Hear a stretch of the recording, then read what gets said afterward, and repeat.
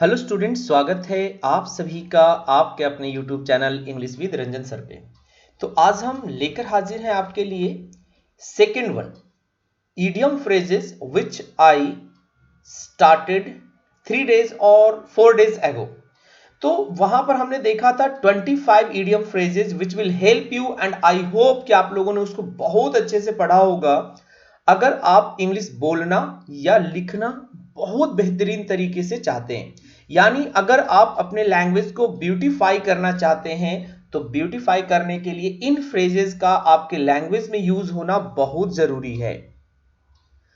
Last video मैं आपको 1 से लेकर के 25 तक बताया था लास्ट वीडियो में। तो आज हम अगेन शुरुआत करेंगे पहला से, और ये फर्स्ट वन है turn out to be a fool, बेवकूफ निकलना। यानी किसी इंसान के बारे में आप बहुत अच्छा सोचते हैं, लेकिन finally you got to know कि अरे यार ये तो सबसे बड़ा बेवकूफ है। Then look at the examples. I thought he is smart but he turn out to be a फूल।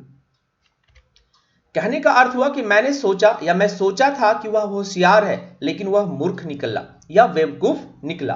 तो ध्यान रखेंगे कि turn out to be a fool का यूज आप तब करेंगे जब आपके एक्सपेक्टेशन के आधार पे नहीं, बल्कि थोड़े अपोजिट तरीके से कोई चीजें, कोई इंसान जो है बेवकूफ नजर आता है। दिखने में बहुत अच्छा है, लेकिन फाइनली जो आता है वो आता है बेवकूफ वाला feeling. Okay, but no longer now, पर अब नहीं।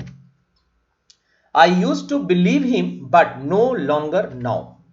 मैं उस पर विश्वास करता था लेकिन अब नहीं। It means now I don't believe, लेकिन अब मैं विश्वास नहीं करता हूं। बाय समथिंग या सेल समथिंग, किसी चीज को खरीदना। खरीदने की स्पेलिंग आपको पता होगा कि खरीदने के लिए वर्ड जो यूज करते हैं हम बाय करते हैं, और बेचना के लिए हम सेल करते हैं। तो बाय या सेल समथिंग का मतलब कोई चीज खरीदना या कोई चीज को बेचना। I want to buy a car and I want to sell my bike. मैं एक कार खरीदना चाहता हूं और मैं अपनी बाइक बेचना चाहता हूं। इट मींस एक खरीदने का भी सेंटेंस हो गया और एक बेचने का। काम डाउन या कूल डाउन, किसी को हम कहते हैं तब जब कोई काफी एंग्री या अनॉयड होता है तो उसको शांत होने के लिए। At least for this time cool down, एक इंपेरेटिव सेंटेंस है। At least for this time cool down, कम से कम इस समय के लिए शांत हो जाओ या शांत हो जाइए। Cast an evil eye on somebody या समथिंग, किसी व्यक्ति या वस्तु पर बुरी नजर डालना। How will use? Somebody has cast an evil eye on my daughter, यानी नजर लगना। आप कह सकते हैं कि मेरी बेटी को किसी की नजर लगी है, यानी किसी का नजर लगना या नजर डालने के अर्थ में भी हम यूज इसका करते हैं। Celebrate something with great pomp and show, किसी चीज को, कोई भी फेस्टिवल वगैरह हो, कोई पर्व वगैरह हो, उसको बहुत धूमधाम से मनाने के लिए। We celebrate Durga Puja with great pomp and show, हम लोग दुर्गा पूजा बहुत धूमधाम से मनाते हैं। चकल, चकल का मतलब होता है मुंह दबाकर हंसना या बहुत धीरे धीरे हंसना, यानी दिखाई नहीं देता है but you are laughing. Okay, Meera gave a chuckle, एक सेंटेंस हो गया Meera gave a chuckle, Meera ने चुटकी ली। यानी अब यहां पर इस बात का ध्यान रखेंगे, एक सेकेंड, ये सेंटेंस हो गया मीरा गिव अ चकल। तो गेव अ चकल, यहां पर चकल को हमने नाउन के जैसा यूज किया है। सेकंड सेंटेंस देखेंगे कि इसका मतलब ये होता है धीरे धीरे हंसना या मुंह दबाकर हंसना। आई चकल्ड एट हर जोक्स, यानी दो तरीके से चकल का यूज हमने कर लिया कि एक नाउन के जैसा और एक वर्ब के जैसा। मैंने उसके चुटकुलों पर चुटकी ली, यानी बड़ा धीरे धीरे हंसा।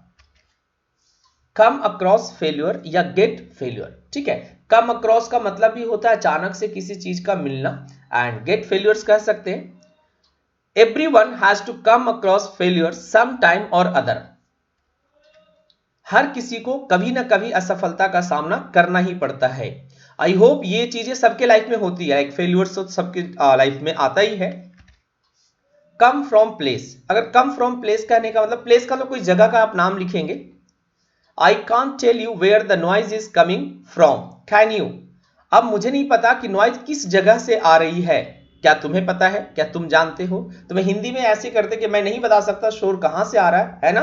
इट मींस कैन यू कहने का मतलब कि क्या तुम बता सकते हो कि शोर कहां से आ रहा है।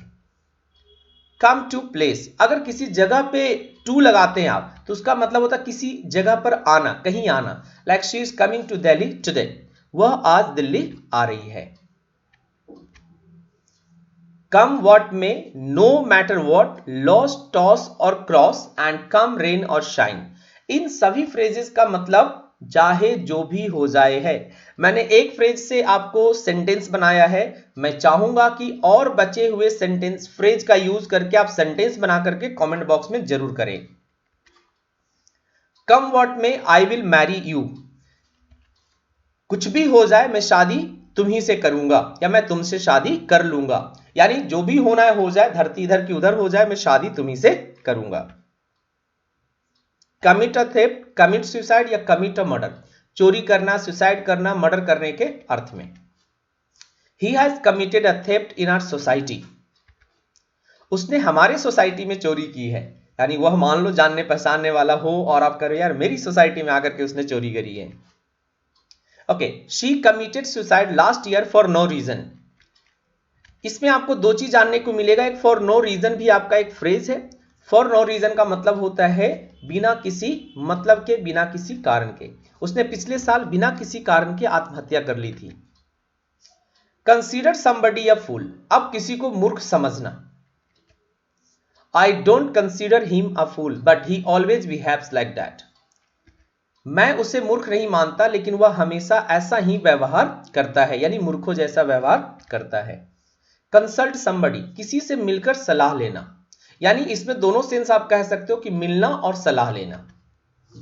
You should consult a good doctor immediately, आपको तुरंत किसी अच्छे डॉक्टर से सलाह लेनी चाहिए। क्रैम समथिंग या मग अप समथिंग, रटना, याद करना, बट इस बात का ध्यान रखेंगे कि नेगेटिव सेंस में यूज होता है रट्टा लगाना, जिसको आप कहते हो। You don't need to cram this phrases, तो जो मैं फ्रेजेस आपको करवा रहा हूं इसे आपको रटने की जरूरत नहीं है, बल्कि you need to frame some sentences on the basis of these phrases, and if you do the same, I hope और I think you will have command over these phrases very soon. Crash the party, crash the party का मतलब होता है party में बिना बुलाए जाना। It mean somebody has not invited you yet you went there. Some guys tried to crash the party but they were not allowed in. It means कुछ लोगों ने पार्टी में बिना बुलाए अटेंड करने की कोशिश की लेकिन उन्हें अंदर जाने नहीं दिया गया। Create a scene. You can use this phrase multiple times in a day or at least once in a month, once in a week. कभी कभी ऐसा होता है कि लोग पब्लिक में जाकर के ना कुछ चिल्लाने लगते हैं, लड़ने लगते हैं। She always creates a scene in public. वह हमेशा पब्लिक में तमाशा खड़ी करती है। इट मींस तमाशा खड़ी करने का मतलब हो गया कि बुरा भला कहना इन पब्लिक, सबके सामने। क्रिटिसाइज समबडी, किसी की आलोचना करना, आप SE भी लिख सकते हैं, कोई दिक्कत नहीं है स्पेलिंग को लेकर के। She had in the habit of criticising people, उन्हें लोगों की आलोचना करने की आदत थी, but I made her understand multiple times and now she has stopped doing the same, मैंने बहुत समझाया उसको और अब वो करना बंद कर दी है। क्राई ओवर स्पिल्ड मिल्क, ये तो आपका बहुत ज्यादा इस्तेमाल किया जाने वाला फ्रेज है, बीती हुई बातों पर रोना। There is no use crying over spilled milk, बीती हुई बातों पर रोने का कोई फायदा नहीं है। तो अगेन यहां पर एक चीज आपको समझ में आए, नो यूज। नो यूज का मतलब होता है कि कोई फायदा नहीं है। कर्स समबडी, किसी को कोसना। Why are you always cursing your brother? आप अपने भाई को हमेशा क्यों कोसते रहते हो या क्यों कोसते हो अपने भाई को हमेशा। कर्टेल वंस एक्सपेंसेस, अपने खर्चों पर लगाम लगाना या रोक लगाना, यानी जो भी आप खर्च कर रहे हैं उस पर थोड़ा सा कर्टेल करना, थोड़ा सा उसको शॉर्ट करना। I need to curtail my expenses as I have plan to buy a flat in 2 years. मुझे अपने खर्चों में कटौती करने की जरूरत है क्योंकि मैंने 2 साल में एक फ्लैट खरीदने की योजना बनाई है। Cut somebody to the quick, ठीक है, किसी को बहुत दुख पहुंचाना। If I tell you the truth it will cut you to quick, अच्छा द आप मिस कर सकते हैं या द लगा सकते हैं, कोई दिक्कत यहां पर नहीं है, ठीक है, आप द लगाइए भी और द छोड़ भी सकते हैं, कोई दिक्कत यहां पर नहीं होगा, इस बात का ध्यान रखेंगे। अब ये इसको हम एक अलग तरीके से बताने की आपको कोशिश करते हैं कि आप ये तब यूज करते हैं, क्या बताया मैं आपको, कि जैसे कहते हैं ना गांव की भाषा में कि मुझे एक सेकंड, मुझे याद करने दीजिए, ठीक है। कट समबडी तो क्यों कब तब बोलते हैं ना कि अगर बिहारी लैंग्वेज में बोलूं आपको, भक्त से लगना, आई होप और आई थिंक कि सबको नहीं समझ में आता होगा भक्त से लगना, यानी अचानक से बुरा लगना, तो द वहां पर लगा दीजिएगा, it will cut you to the cube, ठीक है। अगर मैं सच कह दूं तो तुम्हें बुरा लग जाएगा, जैसे अचानक से नहीं कहते हैं कि यार देखो मैं बोल दूंगा ना तो बुरा लग जाएगा, ऐसे तो है किसी को दुख पहुंचाना या किसी को बहुत दुख पहुंचाना, लेकिन हिंदी की टर्म में ना कुछ दूसरे तरीके से हम यूज करते हैं। डांस टू समबडीज ट्यून, किसी के इशारों पर नाचना।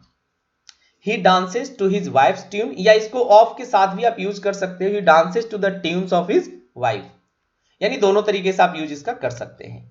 वह अपनी पत्नी के इशारों पर नाचता है। अकॉर्डिंग टू समबडी, किसी के अनुसार। ध्यान रखेंगे कभी भी अकॉर्डिंग टू मी का यूज आप नहीं करेंगे, अकॉर्डिंग टू हिम होता, अकॉर्डिंग टू यू होता, अकॉर्डिंग टू हर होगा। खुद के अनुसार कभी भी अकॉर्डिंग टू सब का यूज नहीं करेंगे।